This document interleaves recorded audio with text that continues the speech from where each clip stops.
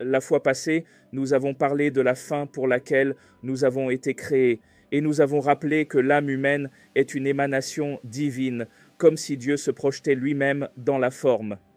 L'âme humaine n'est donc pas une créature façonnée de l'extérieur, mais une émanation de la source divine, une émanation du principe divin incarné dans la matière, contrairement aux autres créatures qui dépendent totalement de leur créateur, n'ayant pas de volonté ni d'essence autonome. L'âme humaine est comme une émanation du divin, comme si ce divin se démultiplie en des milliards de foyers conscients,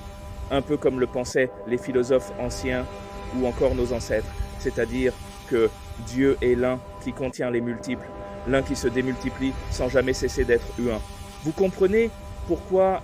Jésus de Nazareth cherchait à faire comprendre à ses disciples que l'âme humaine, dans sa véritable nature supérieure, n'est pas une servante du divin, mais elle est une expression du divin. Dieu est en toi, tu es en Dieu. Ton corps est le temple de l'Esprit Saint, comme qui dirait que l'homme est Dieu endormi dans la matière. Tu dois comprendre que tu es un fragment de l'infini tombé dans l'oubli. Oui, l'oubli, mais appelé à te souvenir de ton origine divine et à redevenir créateur et non pas créature.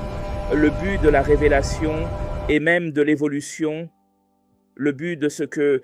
dans l'Église catholique nous appellerions l'économie du salut, n'est pas pour l'homme d'être sauvé par un Dieu lointain, un vieux imaginaire à la longue barbe siégeant dans les nuages célestes, mais c'est pour l'âme que tu es de redevenir ta divinité intérieure, pleinement consciente, comme Jésus de Nazareth nous en montre la voie, lui qui a dit dans l'Évangile de Jean 14, 10, 11, « Le Père est en moi, et moi je suis dans le Père ». Lui qui a aussi dit dans Jean 10, 34, en citant le PS 82, 6, « N'est-il pas écrit que vous êtes des dieux ?» Lui Jésus de Nazareth, le Christ, que saint Paul apôtre appelle dans Colossiens 1, 18, le premier-né d'entre les morts, comme pour dire le premier humain réveillé de l'oubli originel, de l'oubli de sa véritable nature divine, et qui désormais montre le chemin de l'éveil spirituel pour sortir de l'oubli, qui est la mort, cet oubli dans lequel la nature humaine s'endort, quand l'ego intérieur prend le dessus et l'aveugle. En créant l'homme, le divin ne crée donc pas des esclaves ni d'automates, mais il engendre comme des flammes étincelantes de lui-même. Dieu engendre Dieu, il ne peut engendrer autre chose que lui-même. Cette affirmation a une implication très sérieuse, c'est-à-dire que tu es appelé à ne plus te voir comme un produit, mais comme une espèce de foyer cosmique en éveil.